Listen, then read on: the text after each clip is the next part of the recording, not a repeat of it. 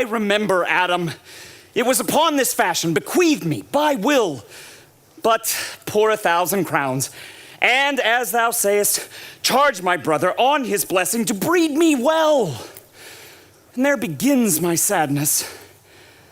He keeps me rustically at home, or to speak more properly, stays me here at home unkept. For call you this keeping for a gentleman of my birth that differs not from the stalling of an ox. His horses are bred better. He lets me feed with his hinds, bars me the place of a brother, and as much as in him lies, minds my gentility with my education.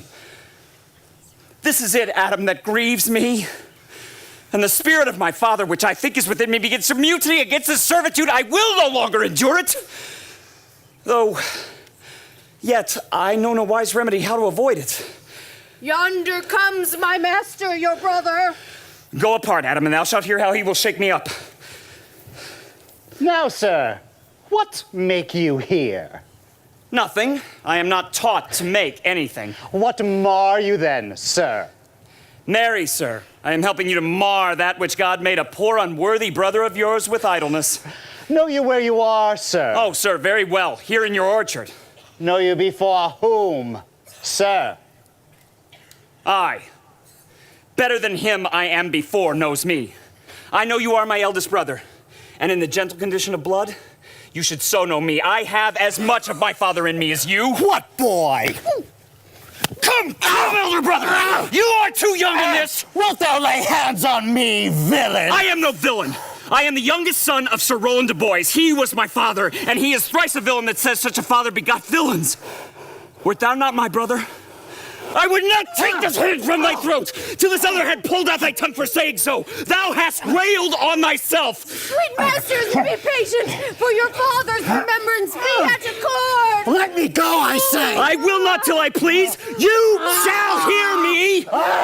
My father charged you in his will to give me good education. You have trained me like a peasant, obscuring and hiding from me all gentlemanlike qualities. The spirit of my father grows strong in me, and I will no longer endure it.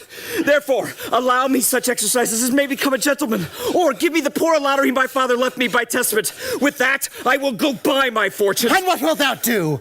Beg when that is spent? Well, sir, get you in. I will not long be troubled with you. Ow! Ah! You shall have some part of your will.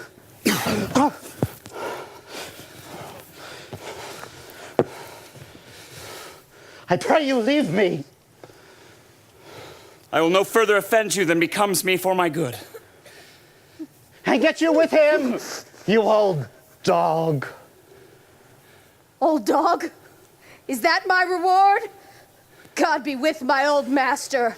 He would not have spoke such a word.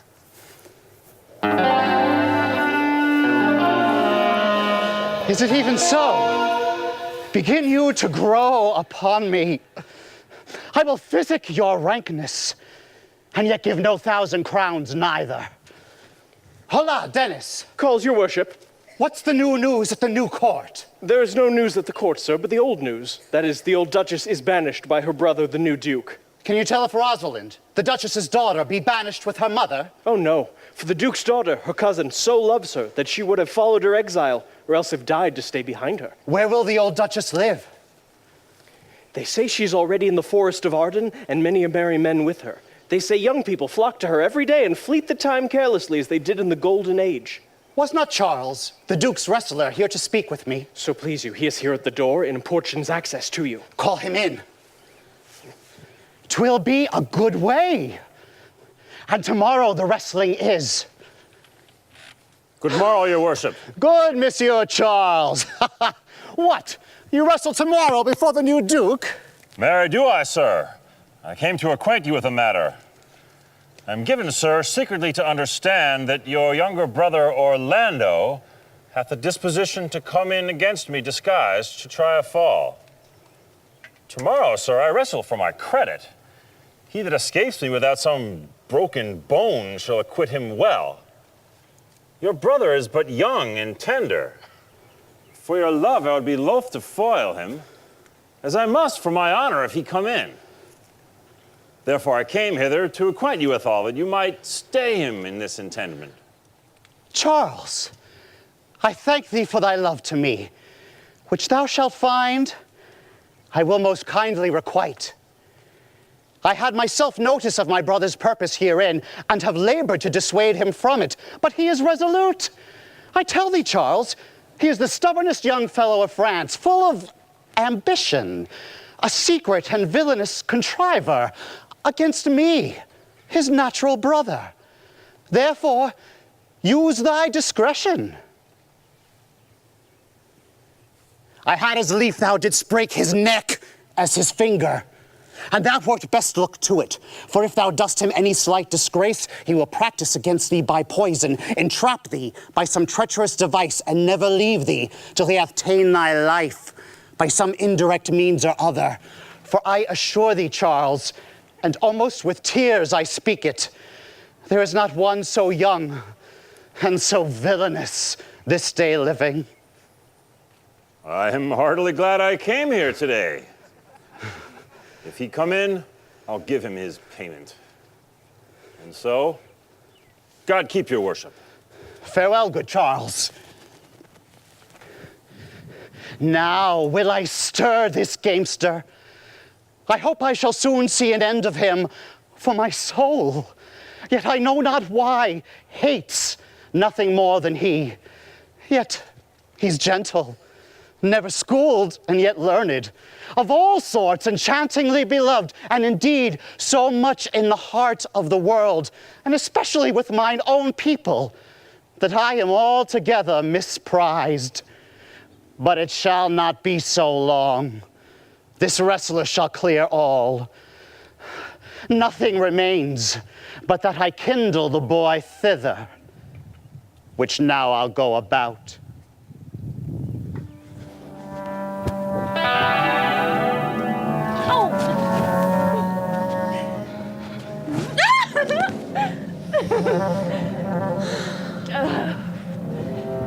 I pray thee, Rosalind, sweet, my cuz be merry. Dear Celia, I show more mirth than I am mistress of. And would you yet were merrier? Unless you could teach me to forget a banished mother, you must not learn me how to remember any extraordinary pleasure. Oh, Kieran, I see thou lovest me not with the same weight that I love thee.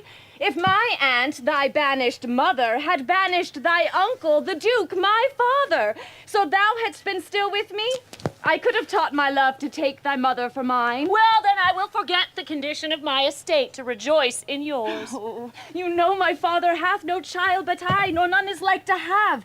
And truly, when he dies, thou shalt be his heir. For what he hath taken away from thy mother perforce, I will render thee again in affection. By mine honor I will.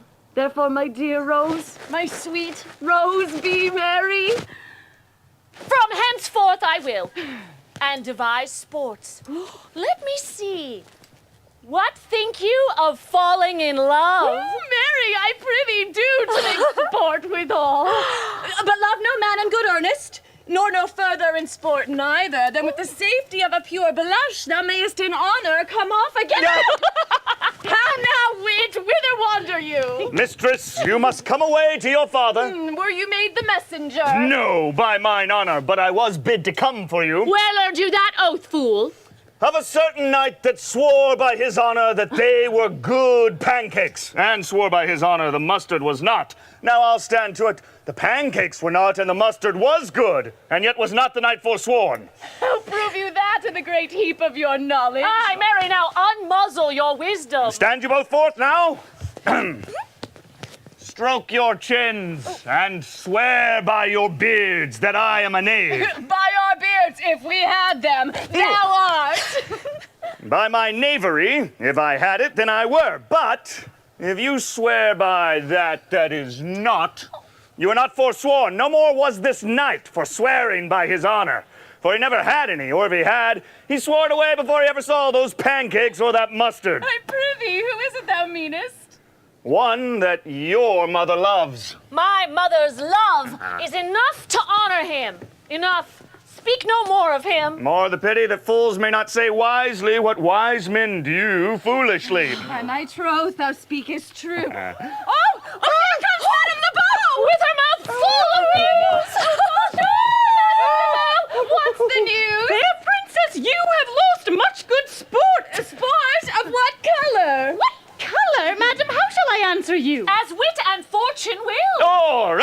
destiny's decrees. Well said. That was laid on with the trial. Nay, if I keep not my rank, Thou losest thy old smell. You amaze me, ladies.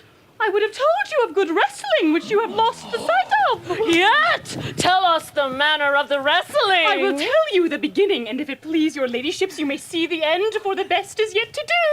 And here, where you are, they are coming to perform it. Oh, the beginning! That is dead and buried. There comes an old man and his 3 sons. I could match this beginning with an old tale. The eldest of the 3 wrestled with Charles, the Duke's wrestler, which Charles, in a moment, threw him and broke 3 of his ribs, that there is little hope of life in him.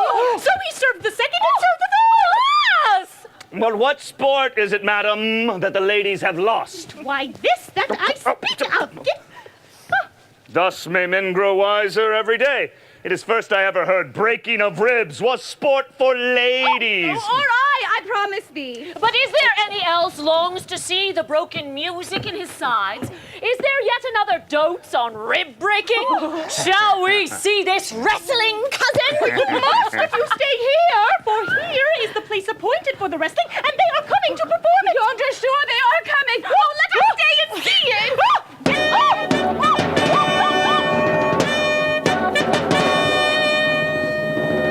Come on, since the youth will not be entreated, his own peril on his forwardness. Is yonder the man? Even he, madam. Alas, he is too young, yet he looks successfully. How now, daughter and cousin? Are you crept hither to see the wrestling? Aye, my liege, so please you give us leave. You will take little delight in it, I can tell you. There's such odds in the man. In pity of the challenger's youth, I would fain dissuade him, but he will not be entreated. Speak to him, ladies. See if you can move him. Call him hither, good Madame Lebeau. Do so, I'll not be by. Monsieur the Challenger, the princess calls for you. I attend them with all respect and duty. Young man, have you challenged Charles the wrestler? No, fair princess. He is the general challenger. I come but in as others do to try with him the strength of my youth. Young gentlemen, your spirits are too bold for your years. You have seen cruel proof of this man's strength. We pray you, for your own sake, to embrace your own safety and give over this attempt. Do, young sir. Your reputation will therefore not be misprized. We'll make it our suit to the Duke that the wrestling might not go forward. I beseech you, punish me not with your hard thoughts, wherein I confess me much guilty to deny so fair and excellent ladies anything. But let your fair eyes and gentle wishes go with me to my trial, wherein if I be killed, there's but one dead that is willing to be so. I shall do my friends no wrong, for I have none to lament me. The world, no injury, for in it I have nothing. Only in the world I fill up a place which may be better supplied when I have made it empty. The little strength I have, I would it were with you. And mine, to eke out hers. Fare you well. Pray heaven I be deceived in you. Your heart's desires be with you. Where is this young gallant who is so desirous to lie with his mother Earth? Ready, sir, but his will hath in it a more modest working. You shall try but one fall. Though I warn your grace, you shall not entreat him to a second. You mean to mock me after? You should not have mocked me before, but come your ways. Now Hercules be thy speed, young man. Would I were invisible to catch the strong fellow by the legs.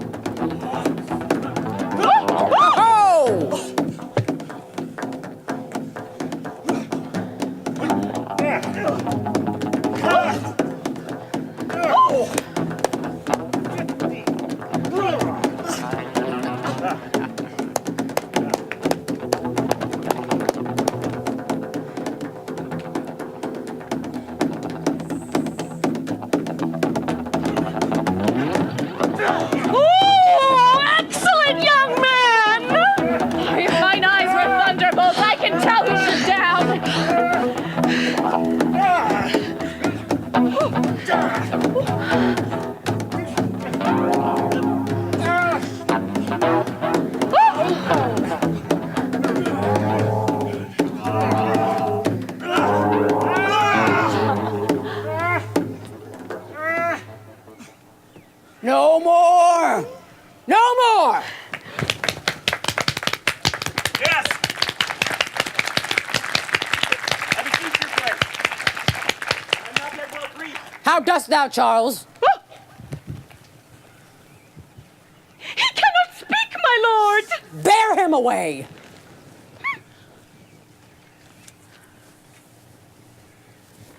What is thy name, young man? Orlando, my liege, the youngest son of Sir Roland de Boys. I would thou hadst been son to some man else. The world esteemed thy father honorable, but I did find him still mine enemy.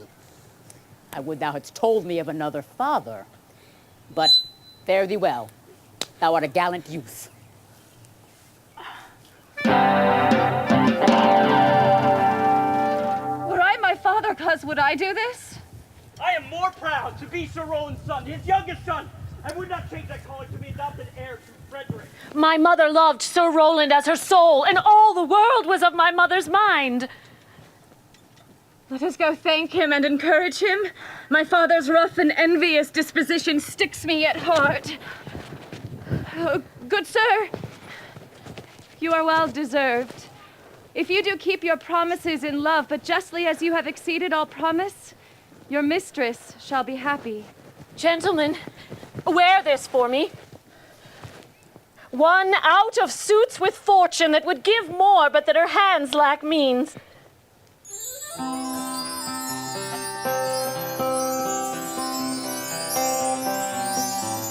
Shall we go, cuz? Aye. Fare you well, fair gentlemen.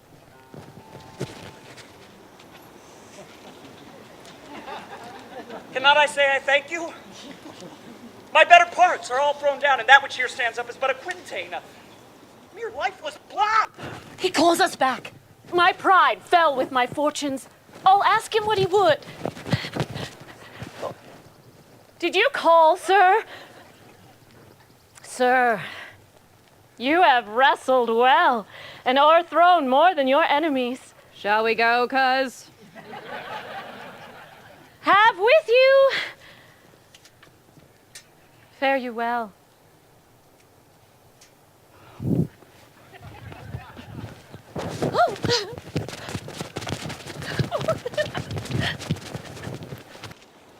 Oh, what passion hangs these weights upon my tongue? I cannot speak to her, yet she urged conference. Good sir! I do in friendship counsel you to leave this place, albeit you have deserved high commendation, true applause, and love.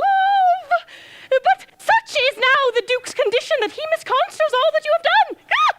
I thank you, miss, and pray you, tell me, which of the two was daughter of the Duke that was here at the wrestling? Neither his daughter, if we judge by manners, but yet indeed the smaller is his daughter. The other is daughter to the banished Duchess. But I can tell you that of late this Duke hath ta'en displeasure against his gentle niece, grounded upon no other argument, but that the people praise her for her virtues, and pity her for her good mother's sake. And on my life his malice against the lady will suddenly break forth. Sir, fare you well. Hereafter, in a better world than this, I shall desire more love and knowledge of you. Oh, God.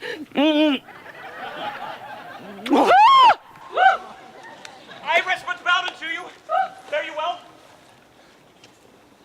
Thus must I, from the smoke into the smother, from tyrant Duke unto a tyrant brother.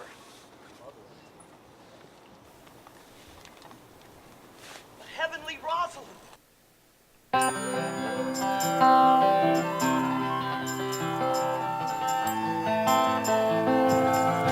Wait, Rosalind? Oh, Cupid have mercy, not a word. Not one to throw at a dog. No, thy words are too precious a thing to be cast away upon curs. Throw some of them at me. Come, lame me with reason. Why then there would be two cousins laid up, when the one lame with reason, the other mad without any. Oh, but is all this for your mother? No. Some of it is for my child's father.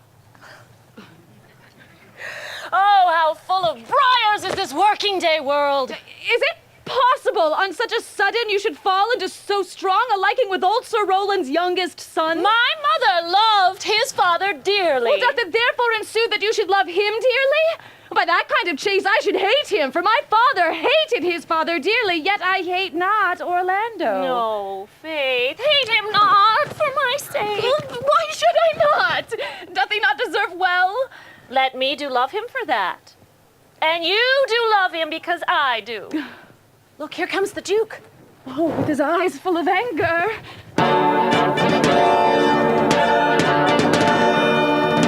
Mistress, dispatch you with your safest haste and get you from our court. Me, uncle? You, cousin, within these 10 days, if that thou beest found so near our public court as 20 miles, thou diest for it. I do beseech your grace, let me the knowledge of my fault bear with me. Never so much as in a thought unborn did I offend your highness. Thus do all traitors. Let it suffice thee that I trust thee not.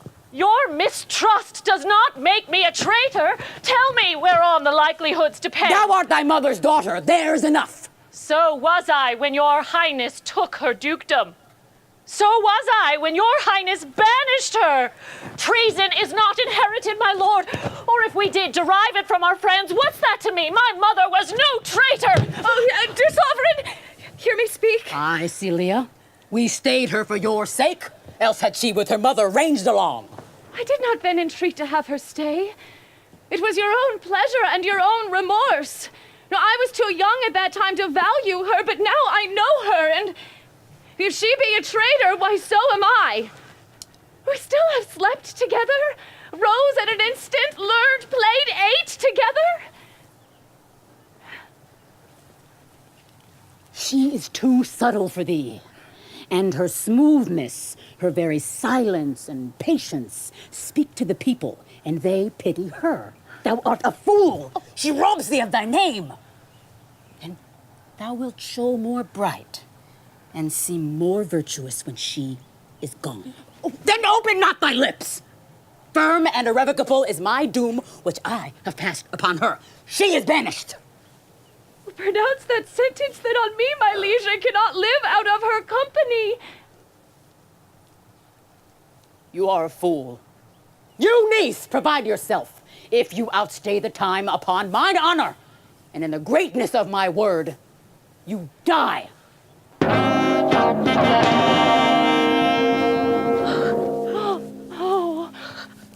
Oh, my poor Rosalind, whither wilt thou go? Wilt thou change fathers? I will give thee mine. I charge thee, be thou not more grieved than I am. I have more cause. You have not, cousin.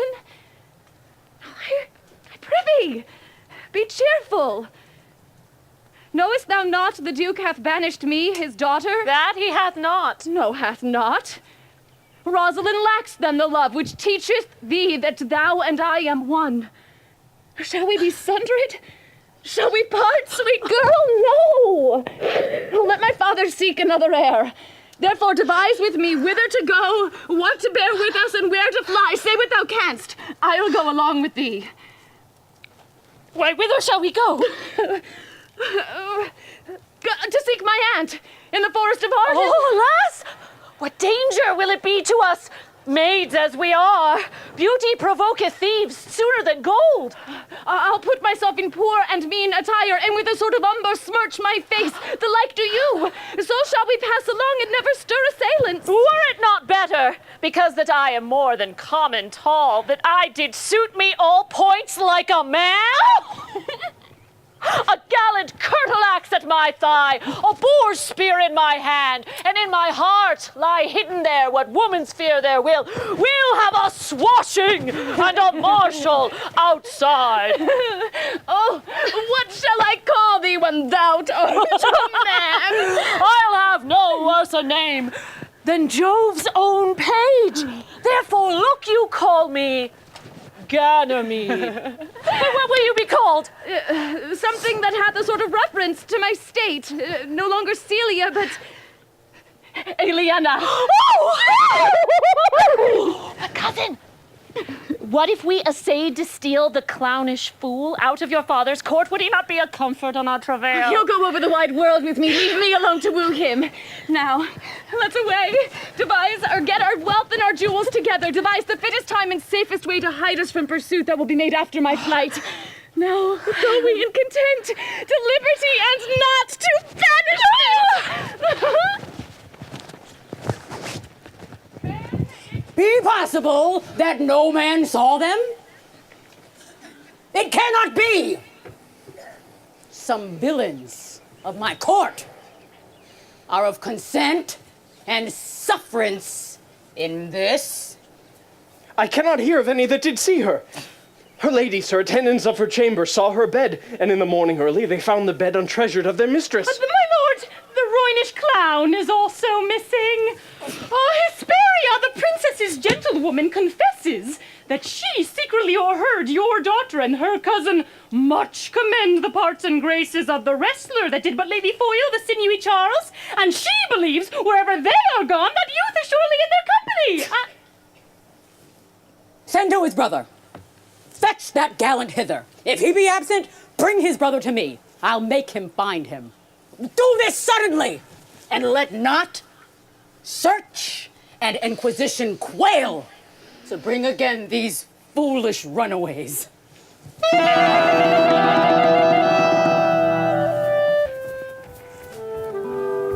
Oh, Who's there? oh, my young master, my sweet master, my gentle master, oh, you memory of old Sir Roland. Why, what make you here? Your praise has come too swiftly home before you. Oh, what a world this is, when what is comely envenoms him that bears it. Why, what's the matter? Oh, unhappy youth, come not within these doors.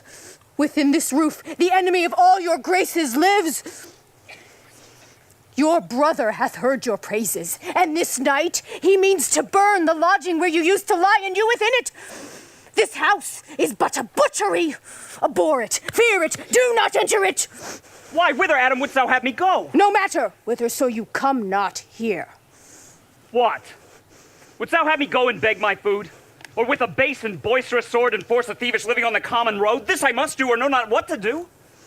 But do not so.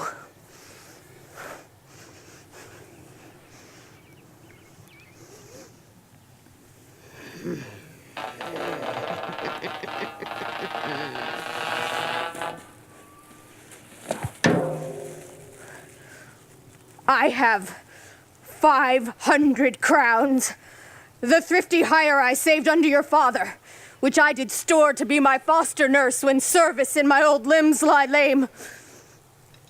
All this is yours. Let me be your servant. Though I look old, I am strong and lusty. I will do the service of a younger man in all your business and necessities. Oh, good old man. How well in thee appears the constant service of the antique world, when service sweat for duty, not for meed. Thou art not for the fashion of these times, where none will sweat but for promotion. But come thy ways. We'll go along together. And ere we have thy youthful wages spent, we'll light upon some settled low content. Master, go, and I will follow thee to the end with truth and loyalty. From 17 years till now, almost 80 here live I, but here live I no more. Yet fortune cannot recompense me better than to die well and not my master's debtor.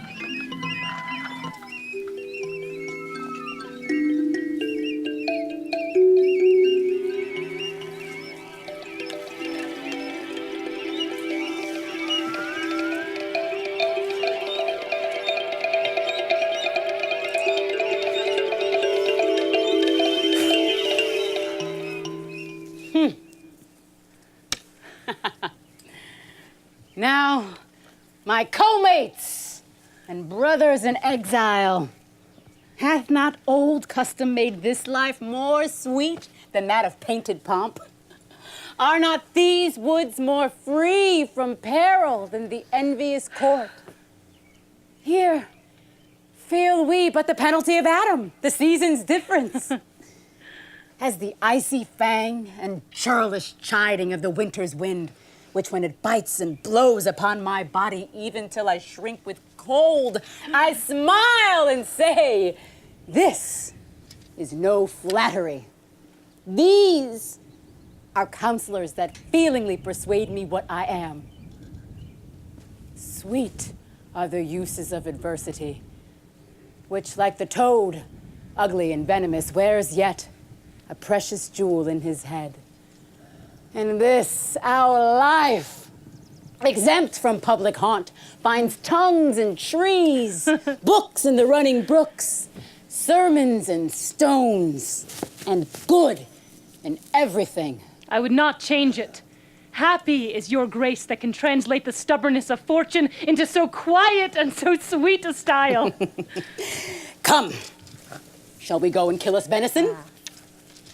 And yet it irks me the poor dappled fools should in their own confines with forked heads have their round haunches gored. Indeed, madam, the melancholy Jaques grieves at that.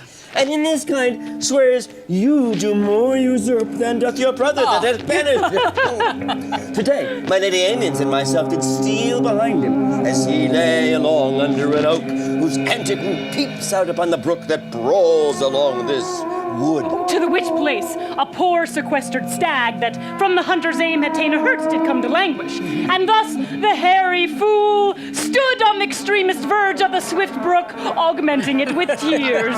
But what said Jaques? Did he not moralize the spectacle? Oh, yes, into 1,000 similes. First, for his weeping into the needless stream. Poor dear, Quoth he, thou makest a testament as worldlings do, giving thy sum of more to that which hath too much. Then, being there alone, left and abandoned of his velvet friend, 'Tis right quoth he, that misery doth part the flocks of company. anon, a careless herd, well filled with pasture, jumps along by him, yet never stays to greet him. Yea! Quoth Jaques, Sweep on, you fat and greasy citizens! thus, most invectively, he pierceth through the body of the country, city, court, yes, and of this our life, swearing that we are mere Usurpers! Tyrants! And what's worse, to fright the animals and to kill them up in their assigned and native dwelling place. And did you leave him in this contemplation? oh, we did, madam, weeping and commenting upon the sobbing deer. Show me the place. I love to cope him in these sullen fits, for then he's full of matter. I'll take you to him straight.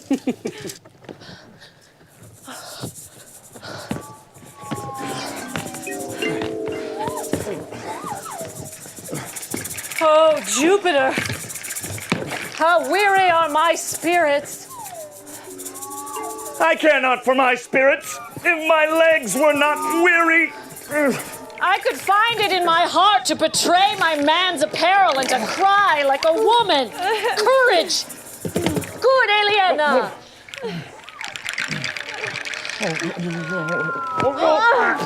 I pray you, bear with me. I cannot go no further. For my part, I had rather bear with you than to bear you.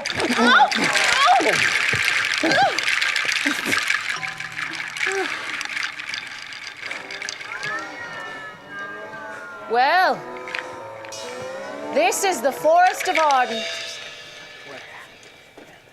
Aye, now am I in Arden. The more fool I. When I was at home, I was in a better place. But travelers must be content. Aye, be so good, Touchstone. Look, you, who comes here? A young man and an old and solemn talk. But that is the way to make her scorn you still. Oh, Corin, if thou knewst how I do love her. I partly guess, for I have love there now. No, Corin, being old, thou canst not guess. Though in thy youth thou wast as true a lover as ever sighed upon a midnight pillow. But if thy love were ever like to mine, as sure I think did never man love so, how many actions most ridiculous hast thou been drawn into by thy fantasy? Into 1,000 that I have forgotten? Oh, then thou didst never love so heartily.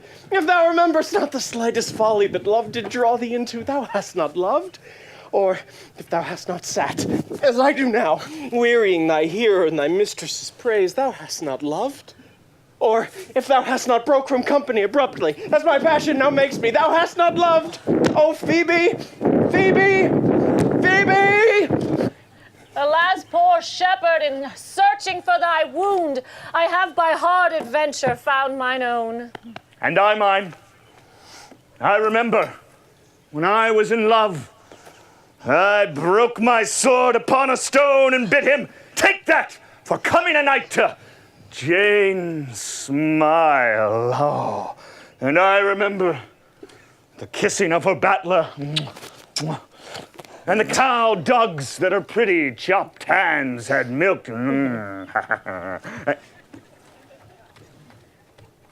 We that are true lovers run into strange capers. But as all is mortal in nature, so is all nature in love mortal in folly. Thou speakest wiser than thou art ware of. Nay, I shall never be aware of mine own wit until I break my shins against it. I pray you, one of you question yon man if he for gold will give us any food. Oh, I faint almost to death.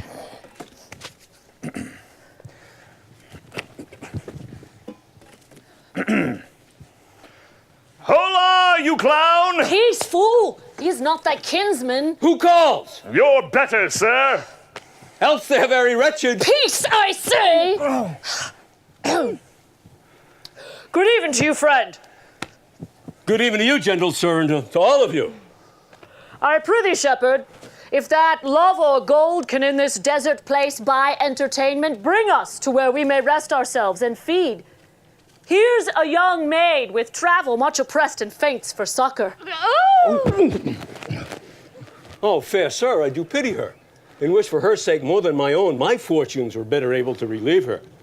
My master's of churlish disposition, and besides, his coat, his flocks, and bounds of feed are all for sale. But what is, come see, and in my voice, most welcome you shall be. I pray thee, if it stand with honesty, buy thou the cottage, pasture, and the flock, and thou shalt have to pay for it of us. And we will mend thy wages. I like this place and could willingly waste my time in it. Surely the thing is to be sold. Go with me. If you like upon report the soil, the profit, and this kind of life, I will your very faithful feeder be, and buy it with your gold right suddenly. Ow.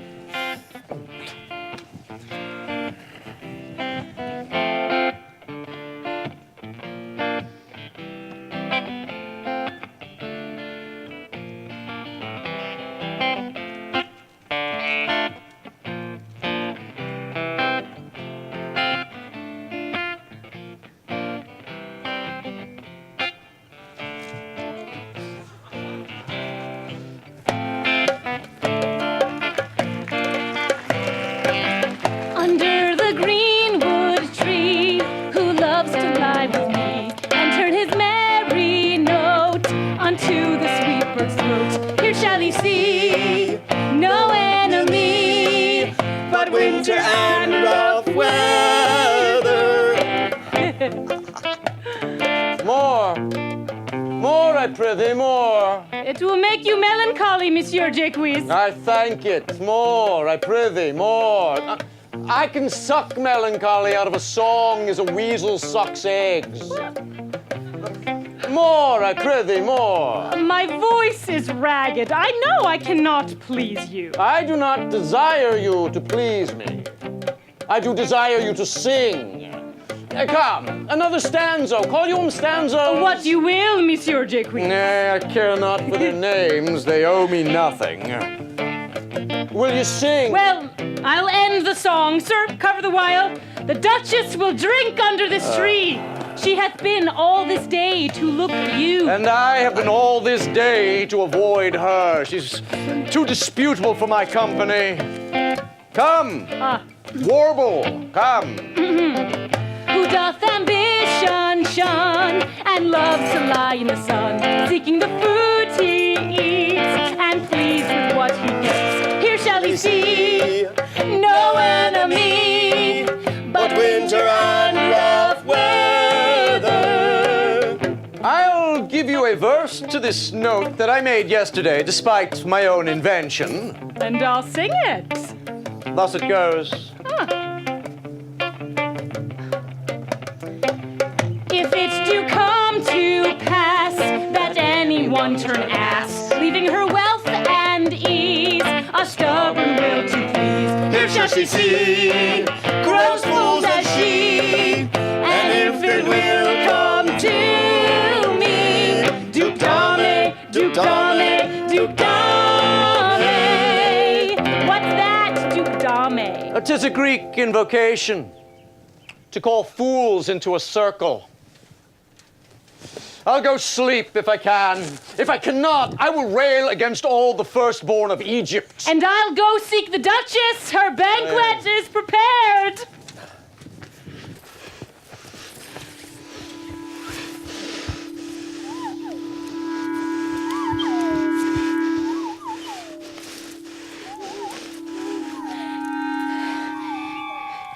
Dear master, I can go no further. Oh, I die for food. Ugh. Here lie I down and measure out my grave. Farewell, kind master.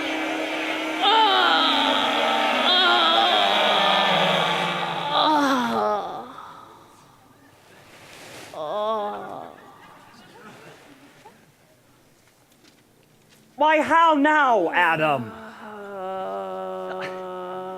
No greater heart in thee? For my sake, be comfortable. Hold death a while at the arm's end. I will here be with thee presently.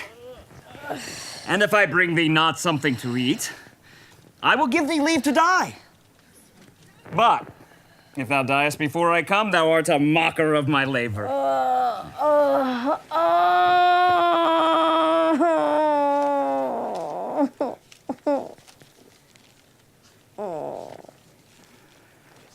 Come.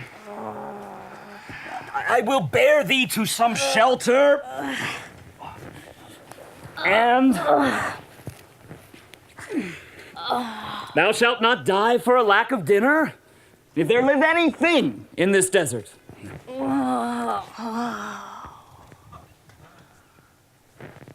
Cheerly, good Adam.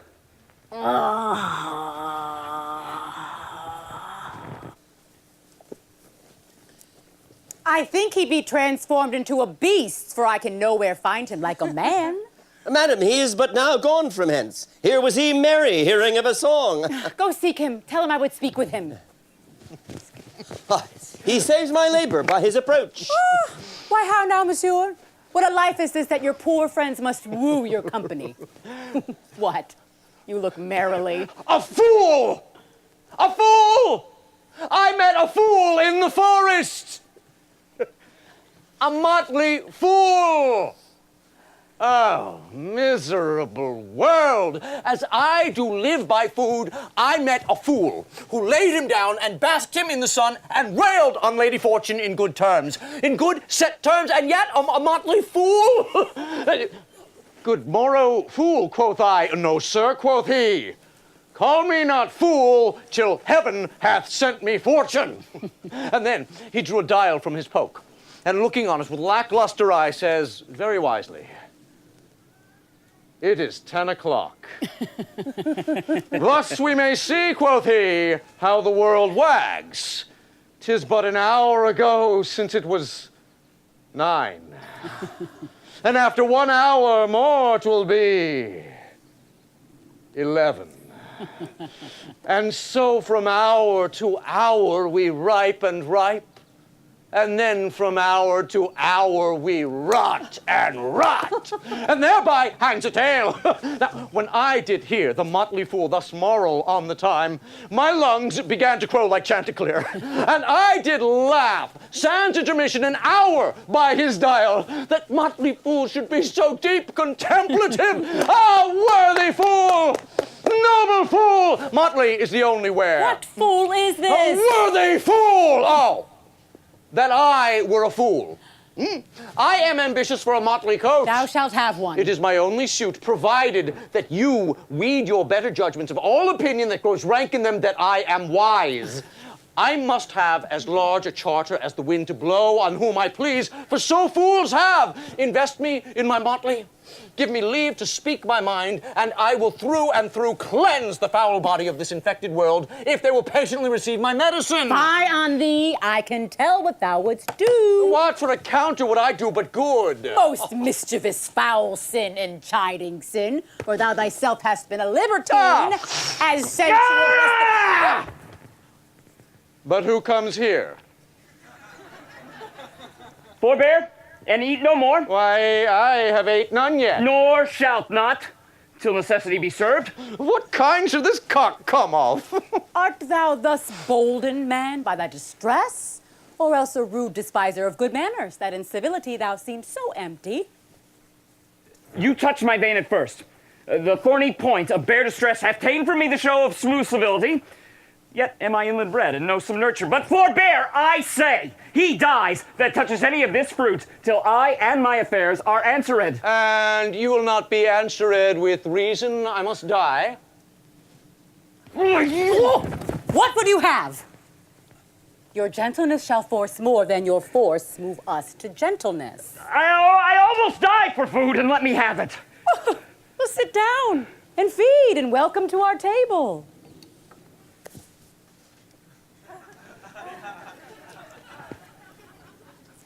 Speak you so gently? Pardon me, I pray you. I thought that all things had been savage here, therefore put I on the countenance of stern commandment. I blush, and hide my sword. And therefore sit you down in gentleness, and take upon command what help we have, that to your wanting may be ministered. Then but forbear your food a little while? Whilst like a doe, I go and find my fawn and give it food.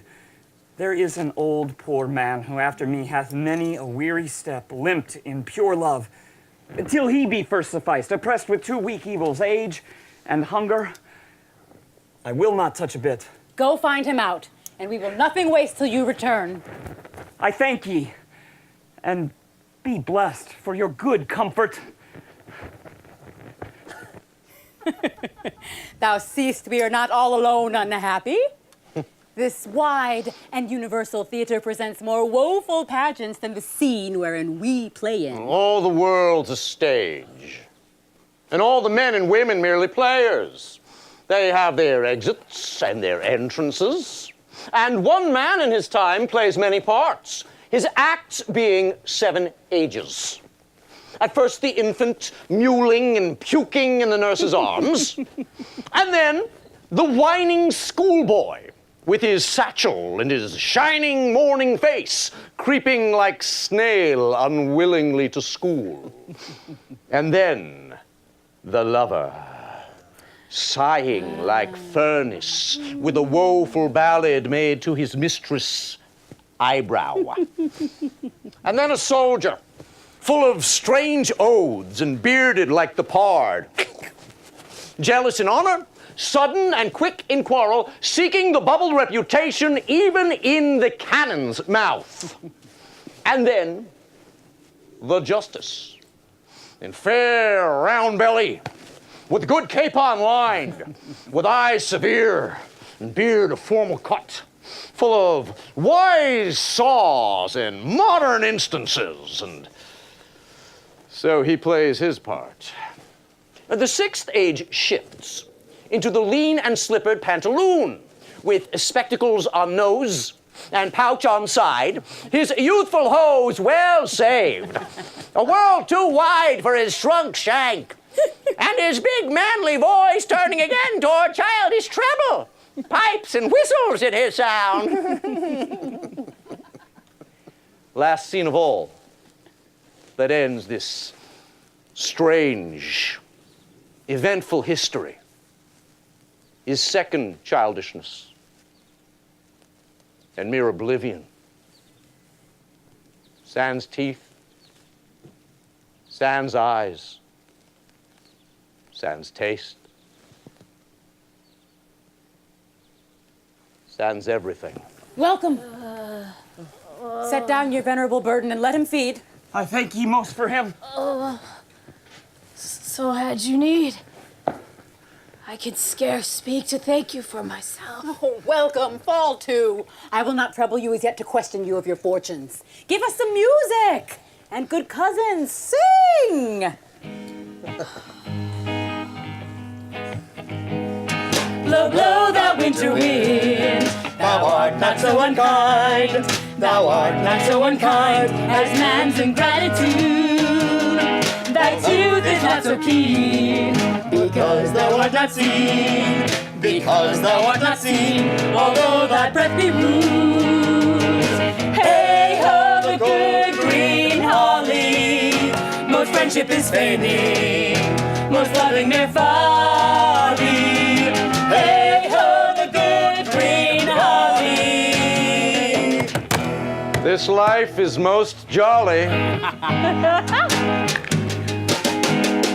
Please, thou winter sky, thou dost not bite so nigh, thou dost not bite so nigh, as benefits forgot, though thou the waters warm, thy sting is not so sharp, thy sting is not so sharp, as friends remember not.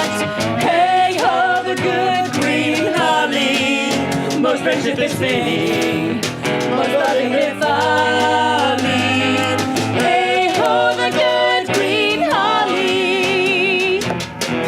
This life is most jolly. Hey ho, the good green holly, most friendship is fading, most loving is folly. Hey ho, the good green holly. This life is most jolly.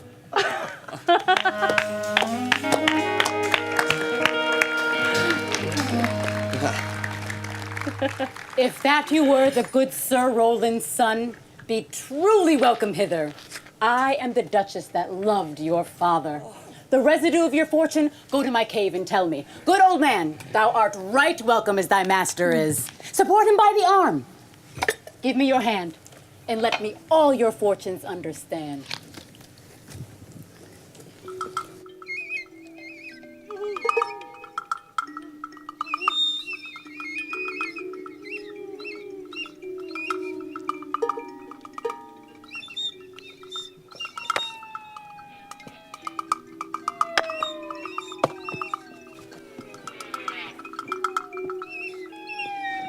And how do you like this shepherd's life now, Master Touchstone? Truly, shepherd, in respect of itself, it is a good life. But in respect that it is a shepherd's life, it is not. Now, in respect that it is solitary, I like it very well. But in respect that it is private, it is a very vile life. Now, in respect that it is in the fields, it pleaseth me well. But in respect that it is not in court, it is very tedious. Hast any philosophy in thee, shepherd? No more, but I know that the more one sickens, the worse at ease he is. That he lacking money, means, and content is without three good friends. That the purpose of rain is to wet, and fire to burn, and good pasture makes fat sheep, and a great cause of the night is lack of the sun. Such a one is a natural philosopher. Wast ever in court, shepherd? Nay, truly. Then thou art damned. Nay, I hope. Truly thou art damned like an ill-roasted egg, all on one side. For not being at court, your reason. Well, if thou never wast at court, thou never sawest good manners. If thou never sawest good manners, then thy manners must be wicked. And wickedness is sin, and sin is damnation. Thou art in a parlous state, shepherd. Not a whit, Touchstone. Those are the good manners in the court are as ridiculous in the country as the behavior of the country is most mockable in the court. You say you salute not at the court, but you kiss your hands. That custom would be uncleanly if courtiers were shepherds. Instance, briefly, instance. We are still handling our ewes, and their fells, you know, are greasy. Do not your courtiers' hands sweat? And is not the grease of mutton as wholesome as the sweat of a man? Shallow, shallow, a better instance, I say. Come! Thou hast too courtly a wit for me, I'll rest. Will thou rest, damned? God help thee, shallow man. Sir, I am a true laborer. Oh. I earn that I eat. I get that I wear. I owe no man hate. Envy no man's happiness. Glad of others' goodwill. Content with my own harms. And the greatest of my pride is to see my ewes graze and my lambs suck. Why, that is another simple sin in you, to bring the ewes and the rams together and to offer to get your living by the copulation of cattle. If thou beest not damned for this, the devil himself will have no shepherds. I cannot see else how thou should escape. Hang there my verse. In witness of my love.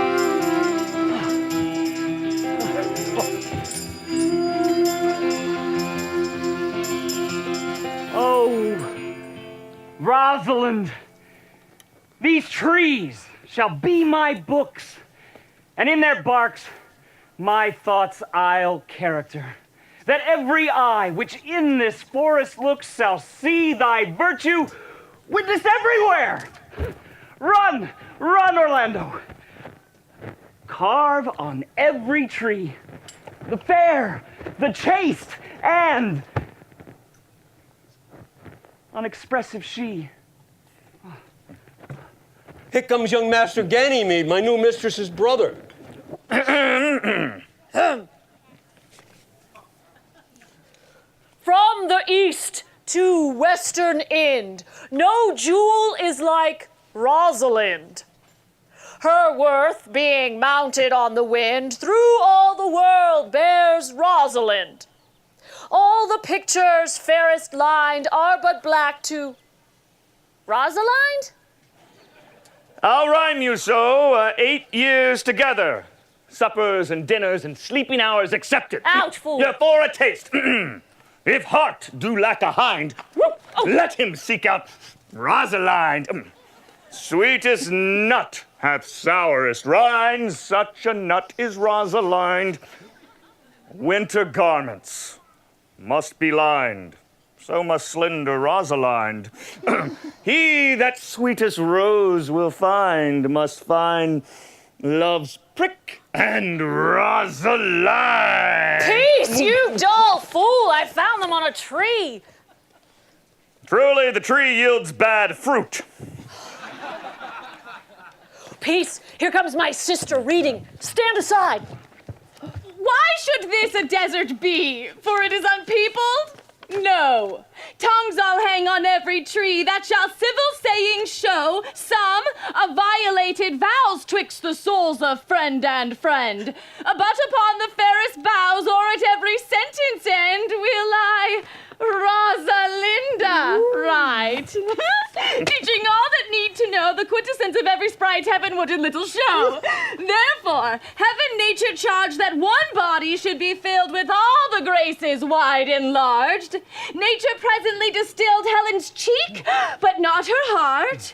Cleopatra's majesty, Atalanta's better part, sad Lucretia's modesty. Thus, Rosalind of many parts by heavenly synod was devised, of many faces, eyes, and hearts, to have the touches dearest prized. Heaven would say that she these gifts should have, and I to live, and I her slave. Oh, most gentle pulpiter.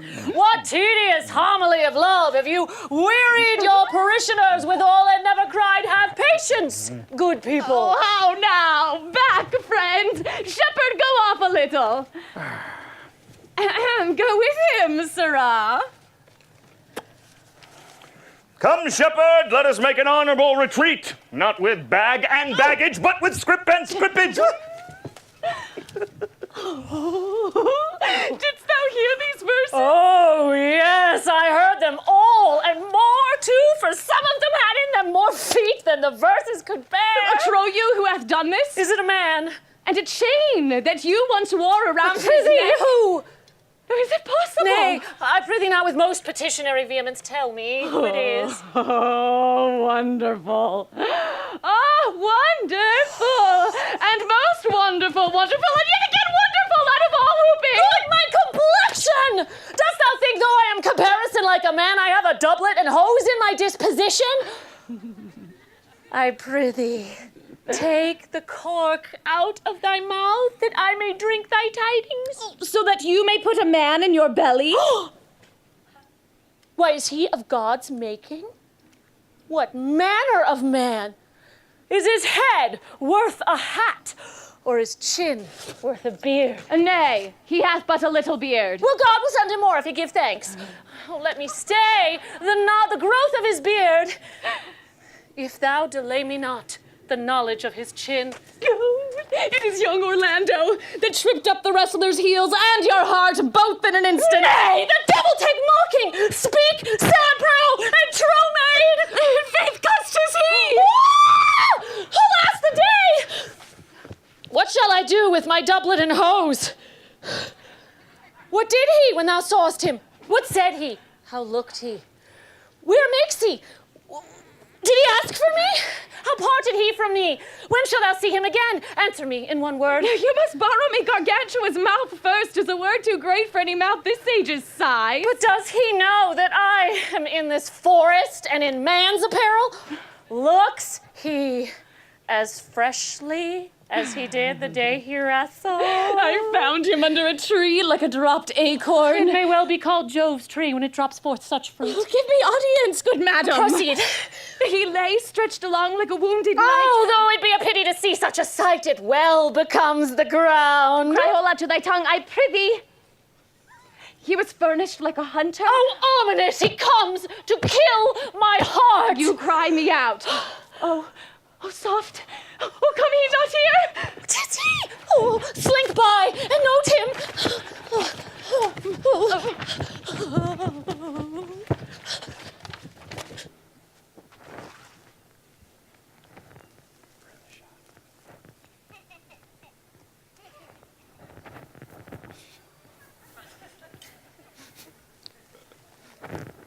I thank you for your company, but good faith, I had as lief have been myself alone.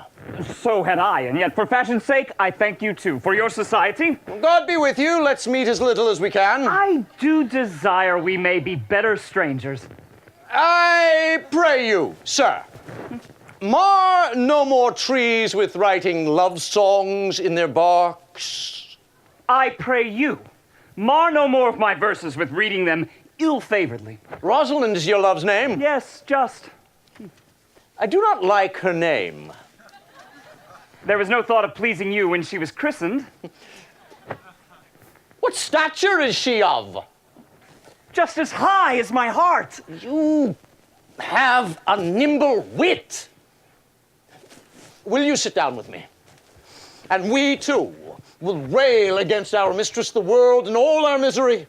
I will chide no breather in the world but myself, against whom I know most faults. The worst fault you have is to be in love.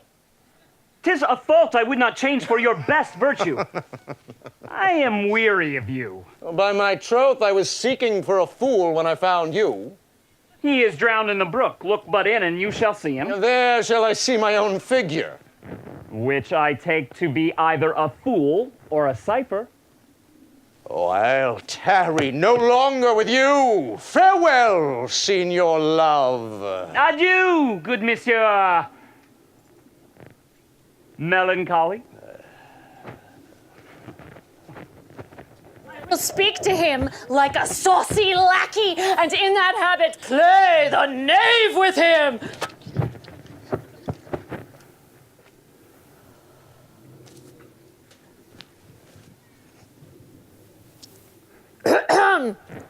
Do you hear, Forester? Very well, what would you? I pray you, what is it o'clock? You should ask me what time of day. There's no clock in the forest. Then there is no true lover in the forest, else sighing every minute and groaning every hour would detect the lazy foot of time as well as a clock.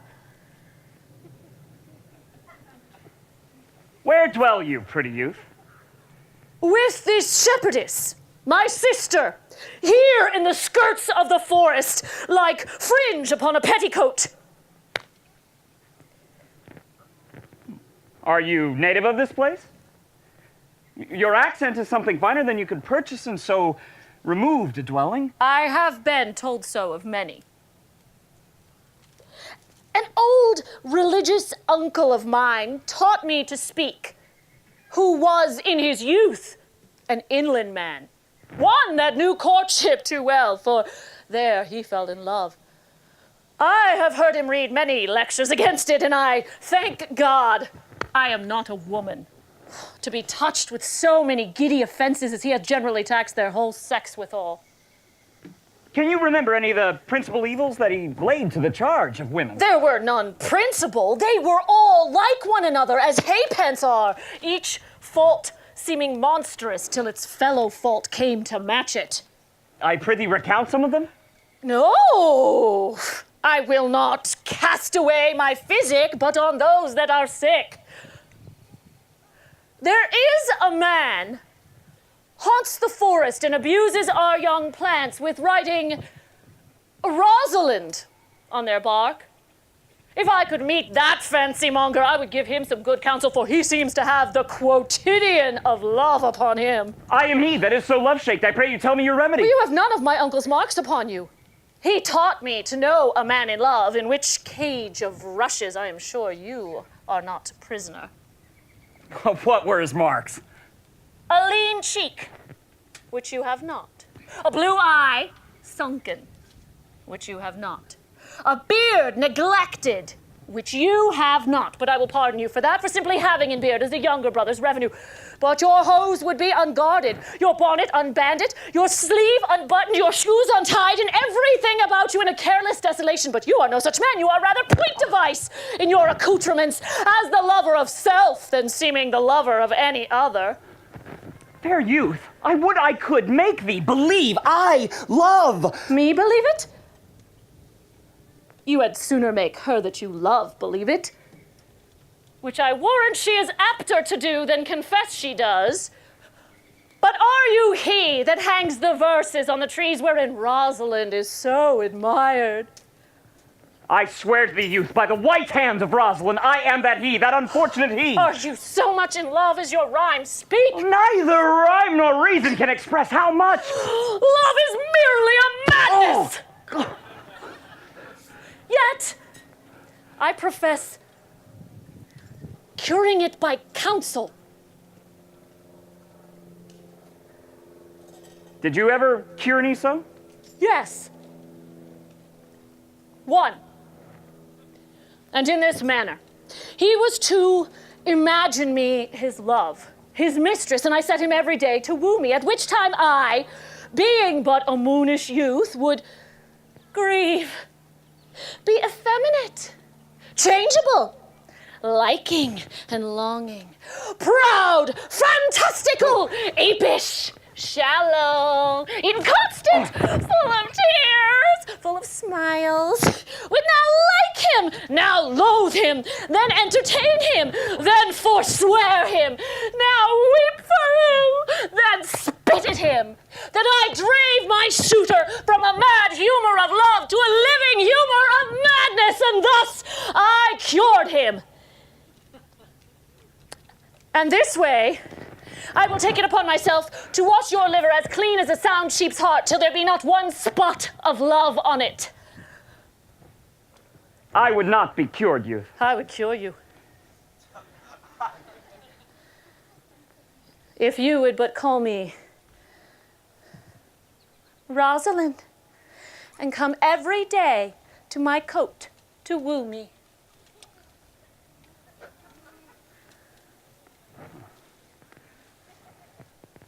Now, by the faith of my love, I will. Will you go? With all my heart, good youth. Hey, you must call me Rosalind. Will you go, sister? Ahem.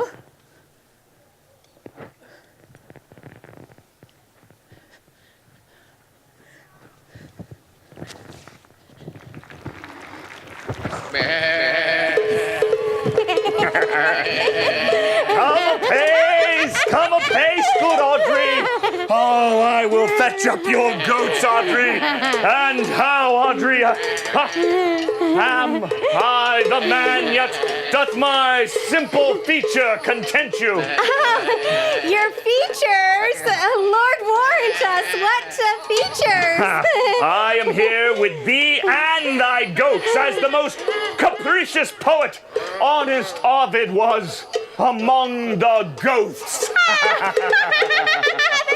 Goats? Truly, I wish the gods had made thee poetical. Oh, I do not know what poetical is. Is it a true thing? Is it honest in deed and word? No, truly, for your truest poetry is the most feigning, and lovers are given to poetry. Oh, do you not wish that the gods had made me poetical? I do, truly, for thou swearest to me that thou art honest. Now, if thou wert a poet, I might have some hope that thou didst feign. But would you not have me honest? No, truly, unless thou wert hard favored. For to couple honesty to beauty were to have honey a sauce to sugar. A material fool. Well, I am not fair, and therefore I pray the gods make me honest. Truly, for to cast away honesty upon a foul slut were to put good meat into an unclean dish. I am not a slut, but I thank the gods I am foul. Praise be the gods for thy foulness. Sluttishness may come hereafter. Be that as it may be, I will marry thee. And to that end I have been with Sir Oliver Martex, the vicar of the next village, and he hath promised to meet me in this place of the forest, and to couple us. Oh, I would fain see this meeting. Oh, will the gods give us joy? Amen. A man may, if he were of a fearful heart, stagger in this attempt. Oh, for here we have no temple but the wood. Oh, no assembly but horned beast. But what though as horns are odious, they are necessary. And as a walled town is more worthier than a village, so is the forehead of a married man more honorable than the bare brow of a bachelor. Here comes Sir Oliver. Oh! Oliver Martex, will you dispatch us here under this tree, or shall we go with you to your chapel? Is there none here to give the woman? Oh, faith, man, I will not have her. I will not have her on gift of any man. Truly she must be given, or the marriage is not lawful. Proceed, proceed. I'll give her. Good even, good Sir Master, what do you call it? How do you do, sir? I'm very glad to see you. A toy in hand, sir. Pray thee, be covered. Oh!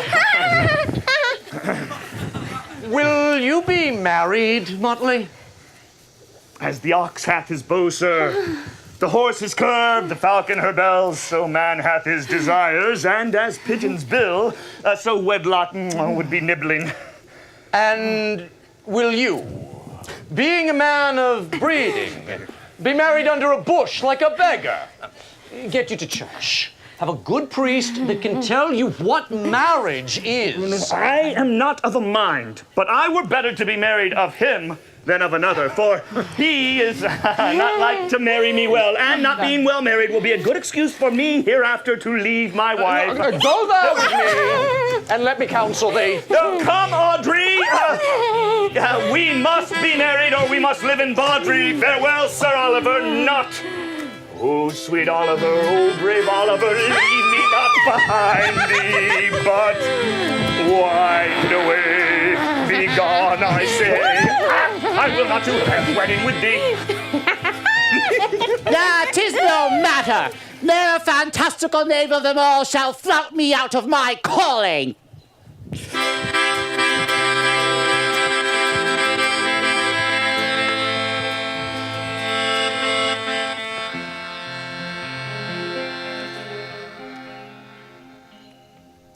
Never talk to me.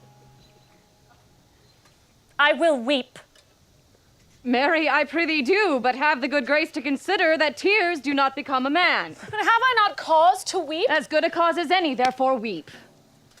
Why did he say he would come this morning and he comes not? Nay, certainly there is no truth in the man. Not true in love? When he is in, but I think that he is not in. You have heard him swear downright he was. It was, is not is.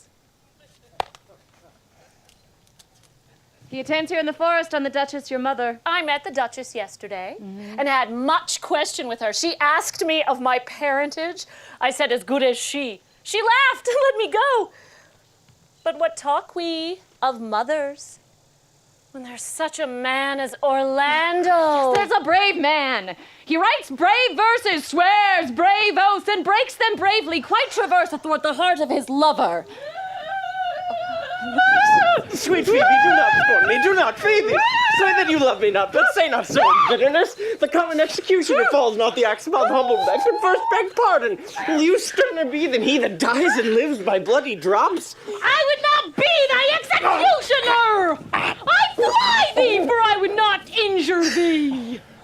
Thou tell'st me there is murder in mine eye.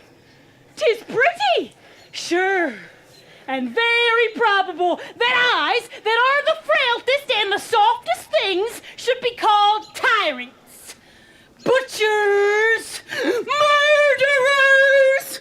Now, I do frown on thee with all my heart. And if mine eyes can wound, now let them kill thee. No! Counterfeit to swoon! Why now, fall down! Or if thou canst not, oh, for shame! For shame! Lie not to say mine eyes are murderers! Now, show the wound mine eye hath made in thee! Scratch thee but with a pin, and there remains some scar of it. But now, mine eyes, which I have darted at thee, hurt thee not! Oh, nor I am sure there is no force in eyes that can do hurt. Oh, dear Phoebe, if ever, as that ever may be near, you meet in some fresh cheek the power of fancy, then shall you know the wounds invisible that love's keen arrows make. But till that time, come not thou near me, huh? And when that time comes, afflict me with thy mocks, pity me not. And till that time, I shall not pity thee.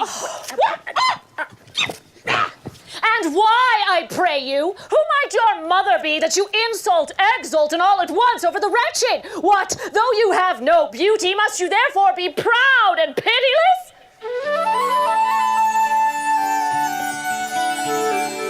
Why, what means this? Why do you look on me? I see no more in you than in the ordinary of nature's sail work. Odds my little life, now I think she means to tangle my eyes too. No! Faith, proud mistress, hope not after it. You, foolish shepherd, wherefore do you follow her like foggy south, puffing with wind and rain? 'Tis not her glass, but you that flatters her, And in you, she sees herself more proper than any of her lineaments can show her. Oh. But mistress, know thyself. Down on your knees and thank heaven fasting for a good man's love. For I must tell you friendly in your ear. Sell when you can, you are not for all markets. What? Cry the man mercy. Love him. Take his offer. Foul is most foul, being foul to be a scoffer. Oh. Take her to thee, shepherd. Fare you well. Oh, sweet youth, I pray you, chide a year together. I had rather hear you chide than this man woo. He's fallen in love with your foulness. And she'll fall in love with my anger. If it be so, as fast as she answers thee with frowning looks, I'll sauce her with bitter words. Why do you look so on me? For no ill will I bear thee.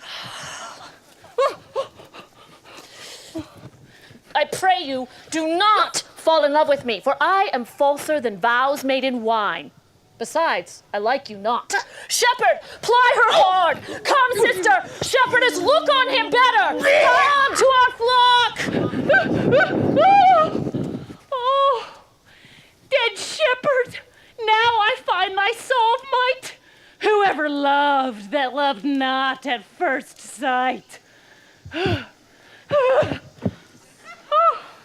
Sweet Phoebe. What sayest thou, Sylvius? Sweet Phoebe, pity me. Why, I am sorry for thee, gentle Sylvius. Wherever sorrow is, relief would be. If you do sorrow at my grief and love, by giving love, your sorrow and my grief were both extermined. Thou hast my love, is not that neighborly? I would have you. Wait, that word covetousness. Sylvius, the time was that I hated thee, and yet it is not that I bear thee love. But since that thou canst talk of love so well, thy company which erst was irksome to me, I will endure, and I'll employ thee too! Oh, but do not look for further recompense in thine own gladness that thou art employed. So holy and so perfect is my love that I shall think it a most plenteous crop to glean the broken ears after the man that the main harvest reaps. Loose now and then a scattered smile, and that I live upon. Knowest thou the youth that spoke to me erewhile? Not very well, but I've met him oft.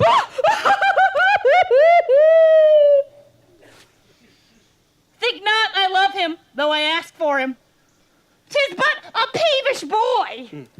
Yet he talks well. But what care I for words? Yet words do well, when he that speaks them pleases those that hear. It is a pretty youth. Not very pretty. And sure, he's proud. And yet, his pride becomes him. He'll make a proper man. The best thing in him is his complexion. And faster than his tongue did make offense, his eye did heal it up. He is not very tall yet. For his years, he's tall. His leg is but so, yet 'tis well. There be some women, Sylvius, had they marked him in parcels as I did, would have gone near to fall in love with him. But for my part, I love him not, nor hate him not. Oh. And yet, I have more cause to hate him than to love him. For what had he to do to chide at me? I marvel why I answered not again. But that's all one. Omittance is no quittance. Oh, I will write to him a very taunting letter, and thou shalt bear it. Wilt thou, Sylvius? Phoebe, with all my heart. I'll write it straight. The matter's in my head and in my heart. I will be bitter with him and passing short. Go with me, Sylvius!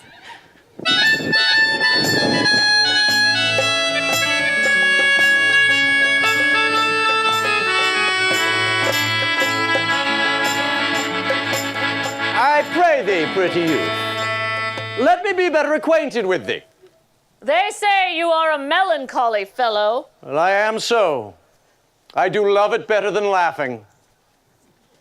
Those that are in extremity of either are abominable fellows, and betray themselves to every modern censure worse than drunkards. Why, 'tis good to be sad and say nothing. Why then, 'tis good to be a post. Mine is neither the scholar's melancholy, which is emulation, nor the musician's, which is fantastical, nor the courtier's, which is proud, nor the soldier's, which is ambitious, nor the lawyer's, which is politic, nor the lady's, which is nice, nor the lover's, which is all of these. It is a melancholy of my own, compounded of many simples, extracted from many objects, and indeed, the sundry computation of my travels, in which my often rumination wraps me in a most humorous sadness. A traveler? Well, by my life, you have great reason to be sad. I fear you have sold your own lands to see other men's. Then to have seen much and to have little is to have rich eyes and poor hands. Yes. I have gained my experience. And your experience has made you sad. I had rather have a fool to make me merry than experience to make me sad, and to travel for it too. Good day and happiness, dear Rosalind. Nay, then, God be with you in your talk in blank verse. Farewell, monsieur traveler.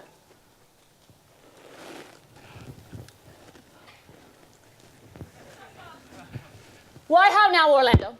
Where have you been all this while? You, a lover? And you serve me such another trick. Come in my sight no more. My fair Rosalind, I come within an hour of my promise. Break an hour's promise in love? Pardon me, dear Rosalind.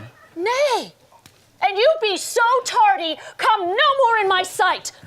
I had as lief be wooed of a snail. Of a snail? Aye, of a snail. For though he comes slowly, he carries his house on his head. Besides, he brings his destiny with him. What's that? Why, horns. Virtue is no horn maker, and my Rosalind is virtuous. And I am your Rosalind. It pleases him to call you so, though he hath the Rosalind of a better leer than you. Come, woo me, woo me! For now I am in a holiday humor and like enough to consent.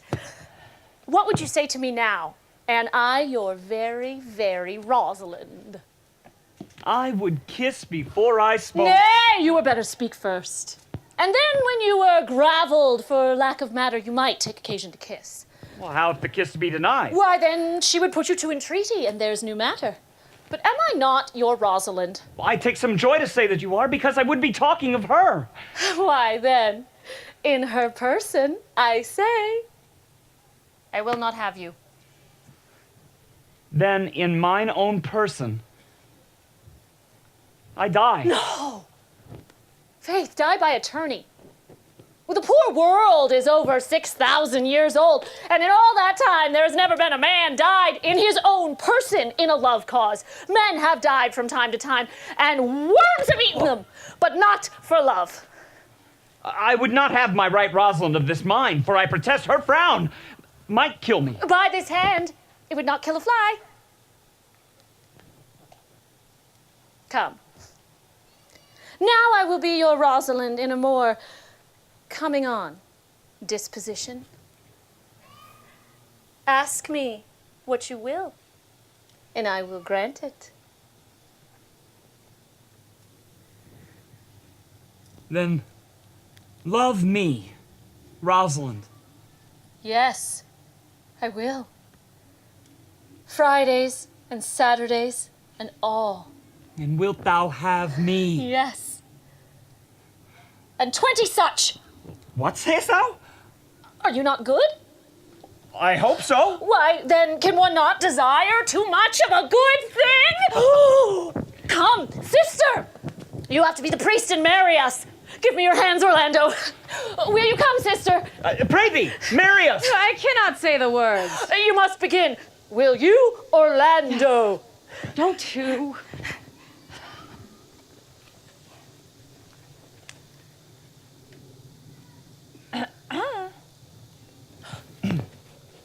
Will you, Orlando, have this Rosalind to wife?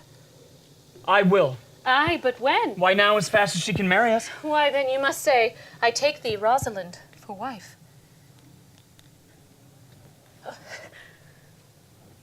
I take thee, Rosalind, for wife.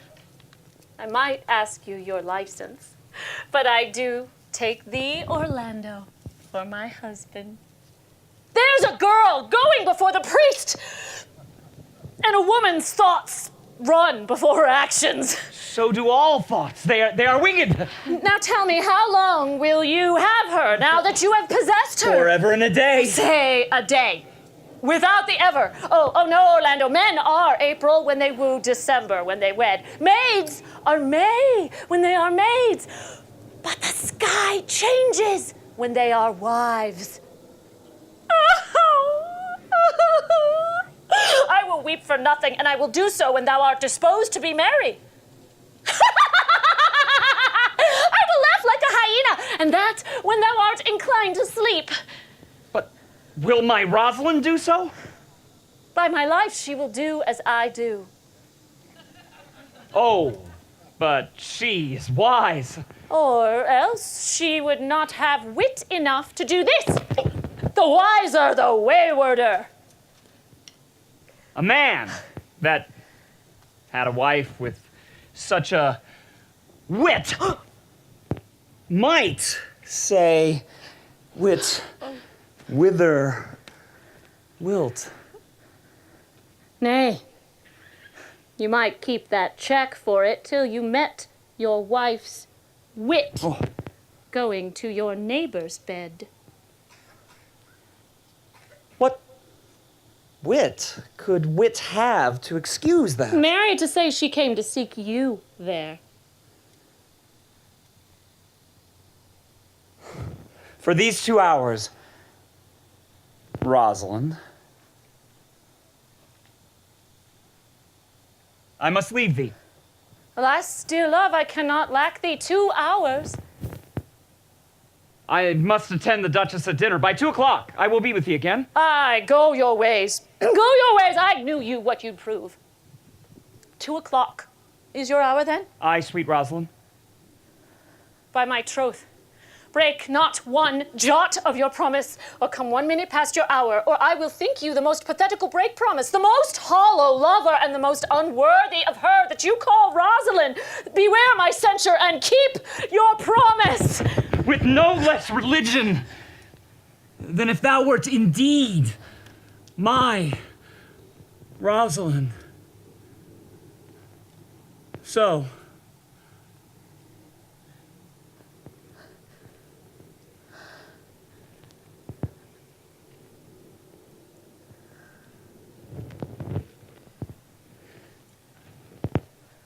adieu. Adieu.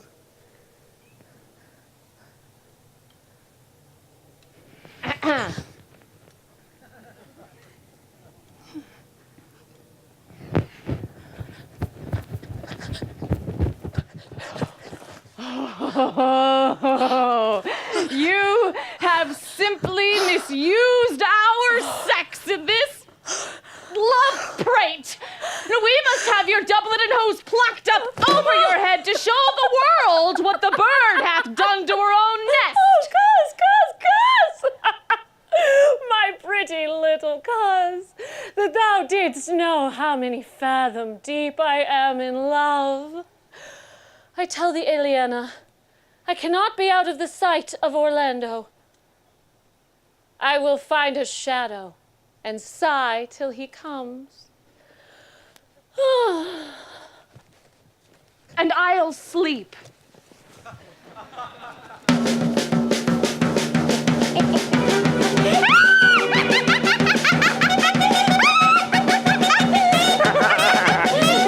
Whoa!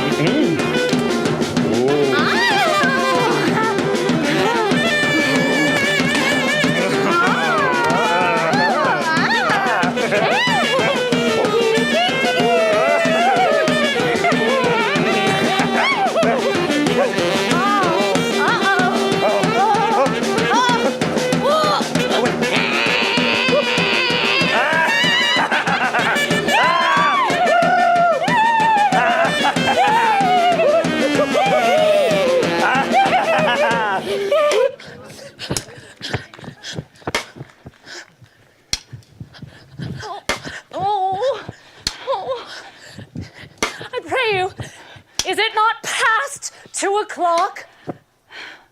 And here much Orlando. Oh, I tell you, with pure love and troubled brain, he had taken a bow and arrows and gone into the forest to... Look who's here. My errand is to you, sweet youth. My gentle Phoebe bid me give you this. I know not the contents, but as I guess, it is of an angry tenor. Pardon me, I am but as a guiltless messenger. Patience herself would startle at this letter and play the swaggerer. Bear this, bear all. She says I am not fair, that I lack manners. She calls me proud, says she could not love me. Why writes she so to me?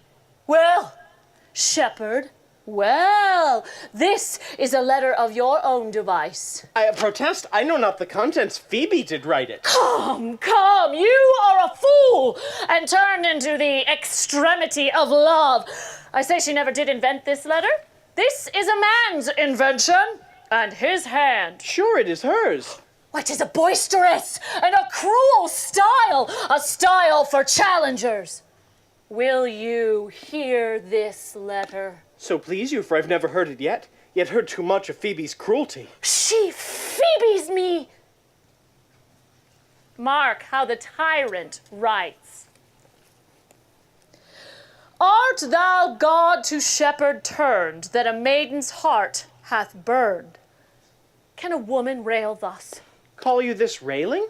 Why, thy Godhead laid apart, warrest thou with a woman's heart? Did you ever hear such railing? If the scorn of your bright eyne have power to raise such love in mine, alack in me, what strange effect would they work in mild aspect?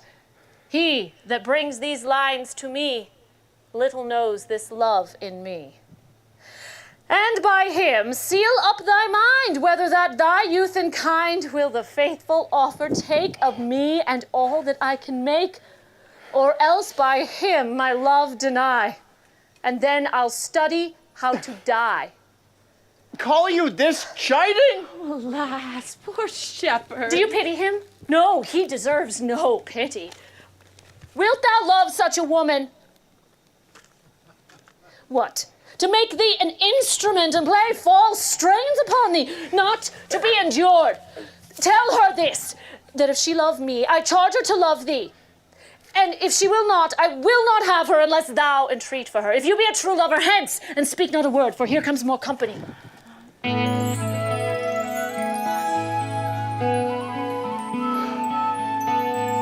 Good morrow, fair ones. Pray you if you know where in the purlieus of this forest stands a sheepcote fenced about with olive trees. West of this place, down at the neighbor bottom, but at this hour the house doth keep itself, there's none within. If that an eye may profit by a tongue, then should I know you by description. Such garments and such years.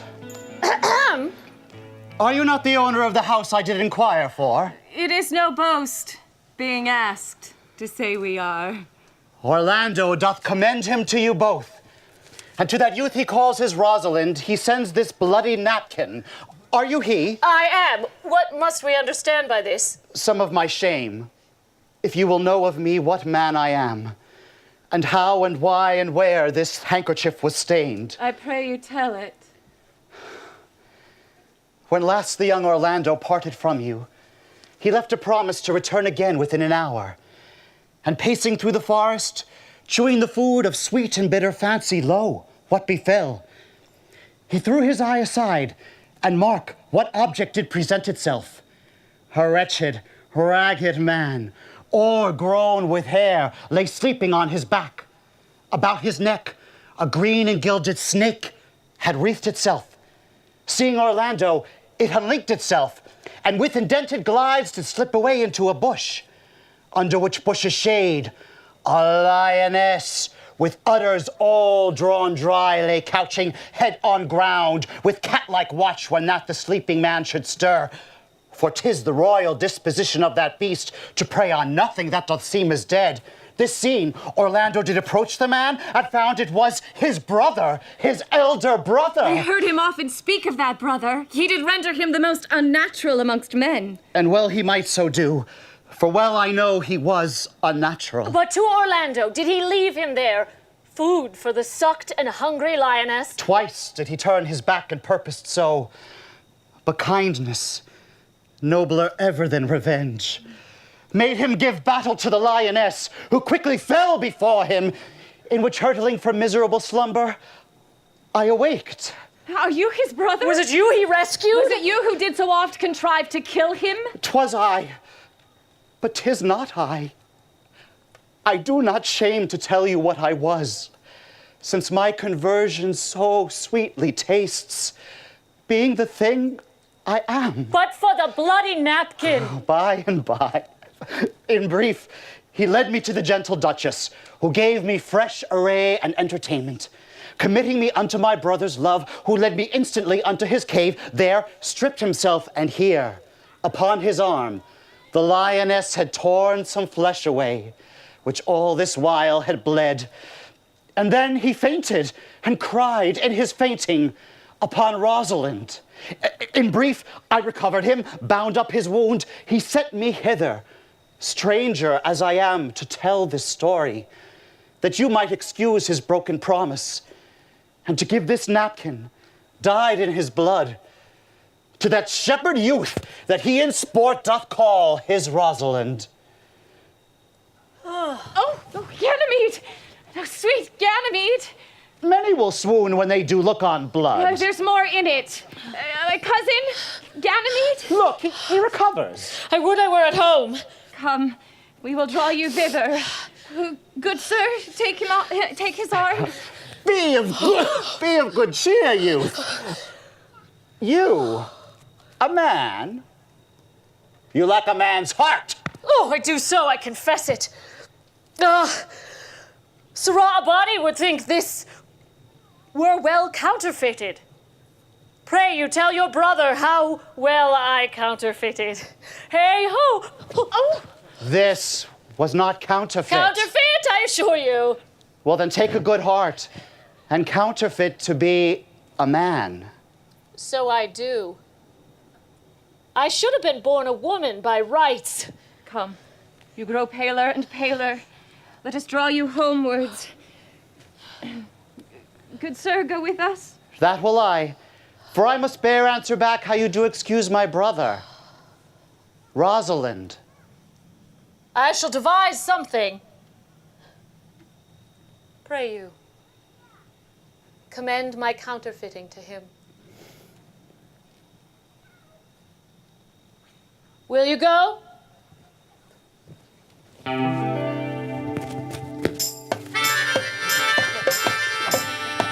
We shall find a time, Audrey. Patience, gentle Audrey. Faith, the priest was good enough for all the old gentlemen saying. A most wicked Sir Oliver, a most vile mar text.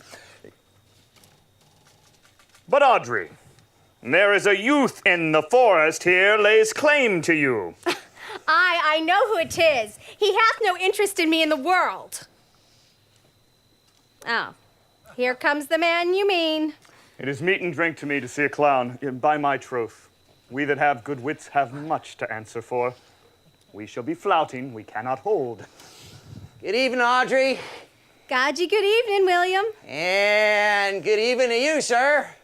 Good even, gentle friend.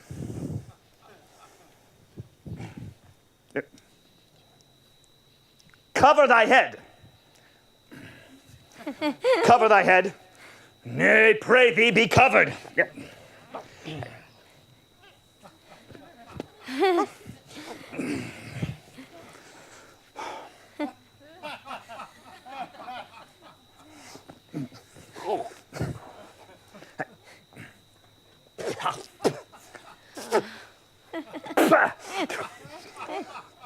How old are you, friend?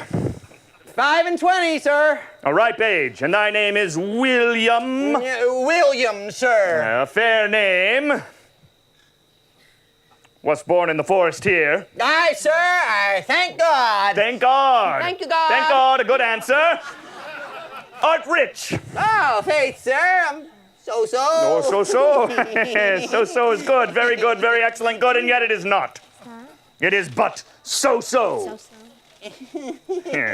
Art thou wise? Aye, sir, I have a pretty wit. Oh, thou sayest well. I do remember a saying. The fool doth think he is wise, but the wise man knows himself to be a fool.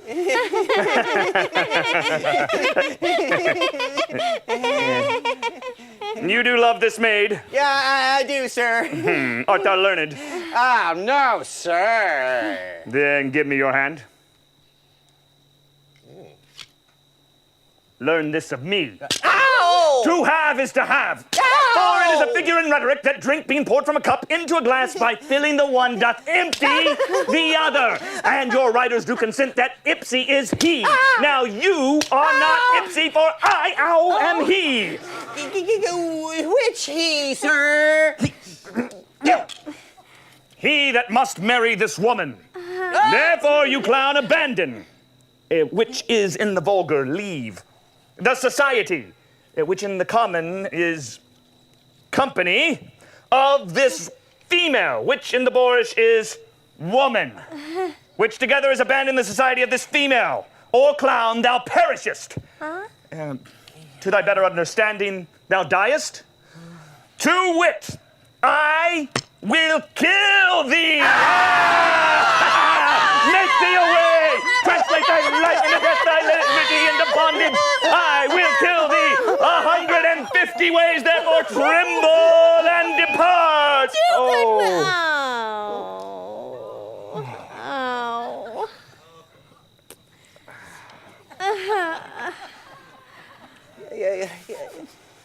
God rest you merry, sir.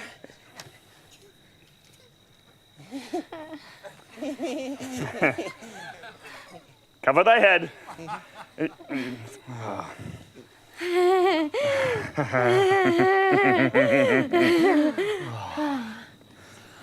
My master and mistress seek you both.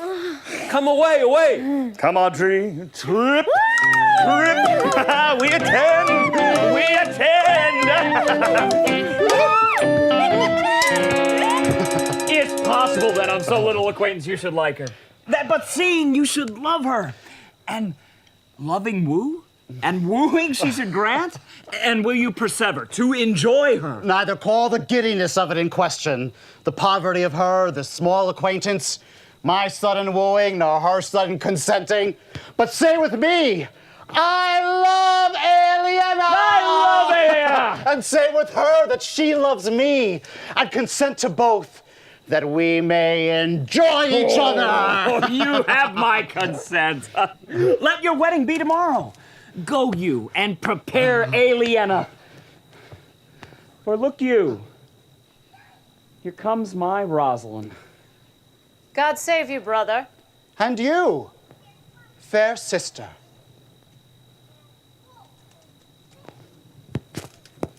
My dear Orlando, how it grieves me to see thee wear thy heart in a scarf. It is my arm. I thought thy heart had been wounded with the claws of a lion. Wounded it is, but with the eyes of a lady. Did your brother tell you how I counterfeited to swoon when he showed me your handkerchief? Aye. And greater wonders than that. Oh, yeah, I know you where you are. Nay, 'tis true. There was never anything so sudden. Your brother and my sister no sooner looked, but they loved. No sooner loved, but they sighed. No sooner sighed, but they asked one another the reason why. No sooner knew the reason, but sought the remedy, and thus they have built a pair of stairs to marriage, which they will climb incontinent, or else be incontinent before marriage. They are in the very wrath of love, and they will together. Clubs cannot part them. They will be married tomorrow.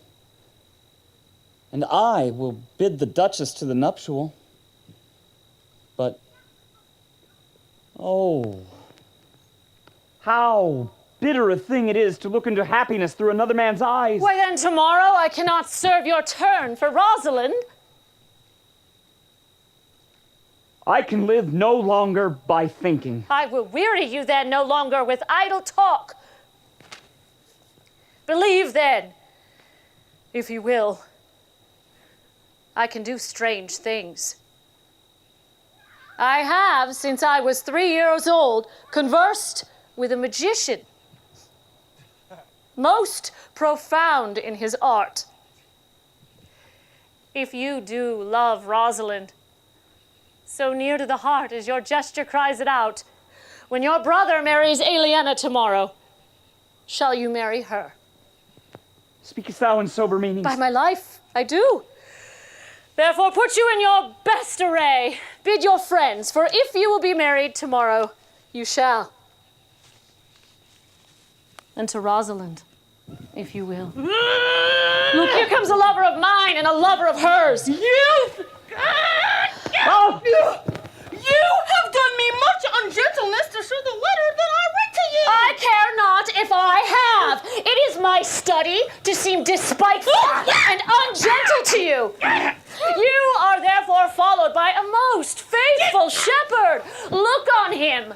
Love him. He worships you. Good shepherd, tell this youth what 'tis to love. It is to be all made of sighs and tears, and so am I for Phoebe. And I for Ganymede. And I for Rosalind. And I for no woman. It is to be all made of faith and service, and so am I for Phoebe. And I for Ganymede. And I for Rosalind. And I for no woman. It is to be all made of fantasy, all made of passion, and all made of wishes, all trial, all purity, and all observance, and so am I for Phoebe. And so am I for Ganymede. And so am I for Rosalind. And so am I for no woman. Oh, if this be so, why blame you me to love you? If this be so, why blame you me to love you? If this be so, why blame you me to love you? Who do you speak to? Why blame you me to love you? To her that is not here, nor doth not hear. Pray you don't know of this. I will help you if I can. I would love you if I could. Tomorrow, meet me all together. I will marry you. If ever I marry woman, and I shall be married tomorrow. I will satisfy you if ever I satisfy man, and you shall be married tomorrow. I will content you, if what pleases you contents you, and you shall be married tomorrow. As you love Rosalind, meet. As you love Phoebe, meet. And as I love no woman, I'll meet. I have given commands. Fare you well. I'll not fail if I live. Nor I. Nor I.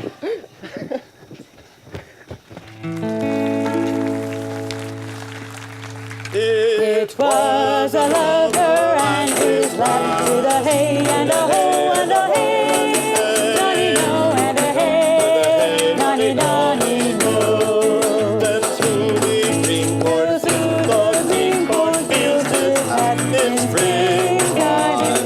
In spring, time when birds will sing, hey ring a ding, sweet flowers love a spring is made.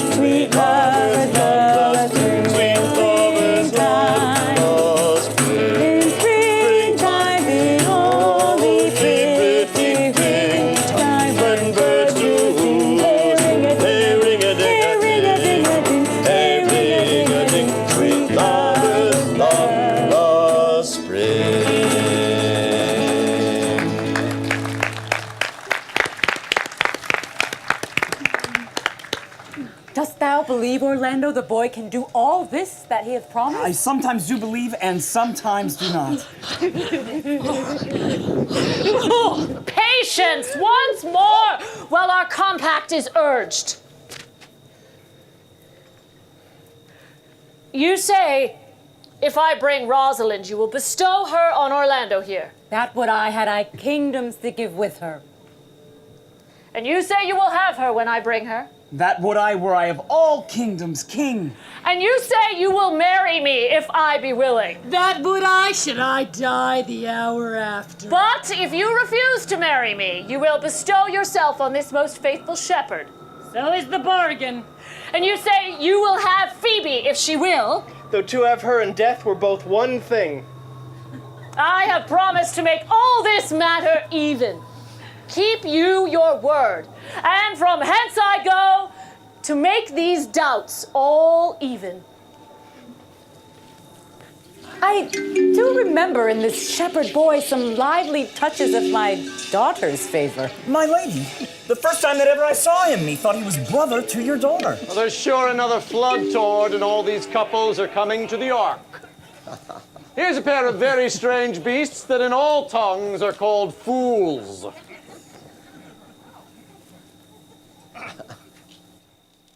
Salutations and greetings to you all. Good, my lady, bid him welcome. This is the motley-minded gentleman that I've met so often in the forest. He hath been a courtier, he swears. If any man doubt that, let him put me to my purgation. I have trod a measure. I have flattered a lady. Hey! I have been politic with my friend and smooth with mine enemy. I've undone 3 tailors. I have had 4 quarrels and like to have fought 1. And how was that ta'en up?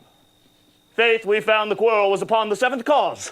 How upon the 7th cause? Good, my lady, like this fellow. I like him very well. God ill you, madam, I do desire you are the like. I press in here, ma'am, amongst the rest of the country copulatives to swear and forswear according as marriage binds and blood breaks. A poor virgin, ma'am, an ill-favored thing, but mine own. An ill humor of mine to take that no man else will. Yeah, but for the 7th cause.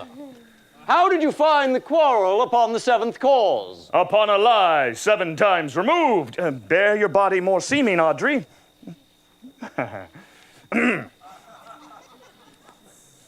As thus, sir, I did dislike the cut of a certain courtier's beard. Now, he sent me word that if I said his beard was not well cut, he was in the mind it was. This is called the retort courteous. If I sent him word again it was not well cut, he would say, he cut it to please himself. This is called the quip modest. If again it was not well cut, he disabled my judgment. This is called the reply churlish. If again it was not well cut, he would say I spake untrue. This is called the reproof valiant. If again it was not well cut, he would say I lie. This is called the countercheck quarrelsome. And so to the lie circumstantial and the lie direct. And how oft did you say his beard was not well cut? Sir, I durst not go further than the lie circumstantial, and he durst not give me the lie direct, and so we measured swords and parted. Can you nominate now in order the degrees of the lie? Sir, we quarrel in print by the book as you have books for good manners.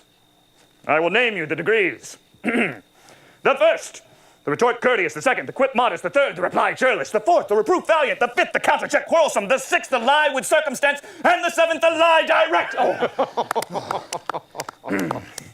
All these you may avoid, but the lie direct. And you may avoid that too with an if. I knew when 7 justices could not take up a quarrel until the parties themselves were met together, and one of them thought but of an if. As, if you said so, then I said so, and they shook hands and swore brothers. Your if is the only peacemaker. Much virtue in if. It's not this a rare fellow, my lady. He's as good at anything, and yet a fool. He uses his folly like a stalking horse, and under the presentation of that, he shoots his wit.